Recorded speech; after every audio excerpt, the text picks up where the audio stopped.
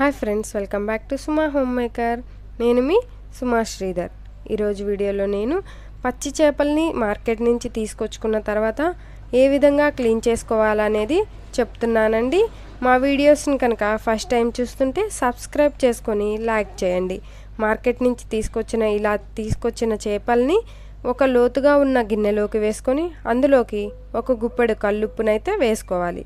ఇలా ఉప్పుని యాడ్ చేసుకొని నేను ఇక్కడ చూపిస్తున్న విధంగా చేతితో రఫ్ చేసుకుంటూ చేపల్ని క్లీన్ చేసుకోవాలి.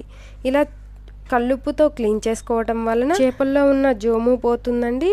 ఇంకా చేపల్లో అక్కడక్కడ డస్ట్, పైన పొలుసులు వస్తాయండి, అవి కూడా పోతాయి.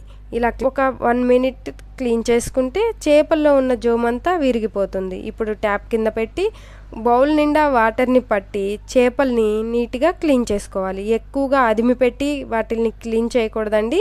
మనం కొంచెం తక్కువగా ప్రెస్ చేసుకుంటూ క్లీన్ చేసుకోవాలి. అలా క్లీన్ చేసుకుంటే మనకి చేపలు మెత్తబడకుండా కర్రీకి, ఫ్రైకి కానీ సూపర్ టేస్ట్గా ఉంటాయి. ఇలా నీట్గా క్లీన్ చేసుకున్న చేపలన్నిటిని ఒక బౌల్లోకి వేసుకోవాలండి. చూసారా, మనకి బ్లడ్తో ఉంది కాబట్టి వాటర్ ఇలా రెడ్గా ఉంది.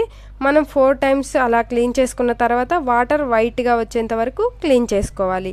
ఈ వాటర్ అన్నిటిని పారపోసి ఇదే బౌల్లోకి మళ్ళీ వాటర్ని పట్టుకొని ఇంకొకసారి క్లీన్ చేసుకోవాలి. ఇలా 2 టైమ్స్ క్లీన్ చేసుకున్న తర్వాత మళ్ళీ బౌల్లోకి వాటర్ని తీసుకొని ఇప్పుడు చేపల్లో ఉన్న పొట్ట లోపల పైన మనం జాగ్రత్తగా క్లీన్ చేసుకోవాలి. ఇక్కడ చూడండి, వాళ్ళు డైరెక్ట్గా ఇలానే కొట్టేశారండి చేపల్ని. చేప పైన ఒకటి అలానే ఉంచేశారు. దీన్ని ఏమంటారో నాకైతే తెలియదండి. అలానే ఉంచేశారు. దాన్ని కూడా మనం రిమూవ్ చేసేసుకోవాలి. తర్వాత ఇప్పుడు చేప పొట్టలో కూడా మనం క్లీన్ చేసుకోవాలండి.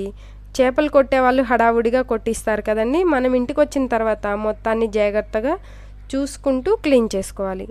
ఇలా పొట్టలో ఒక బ్లాక్ కలర్ లేయర్ లాగా ఉంటుందండి. దాన్ని ఇలా లాగంగానే వచ్చేస్తుంది.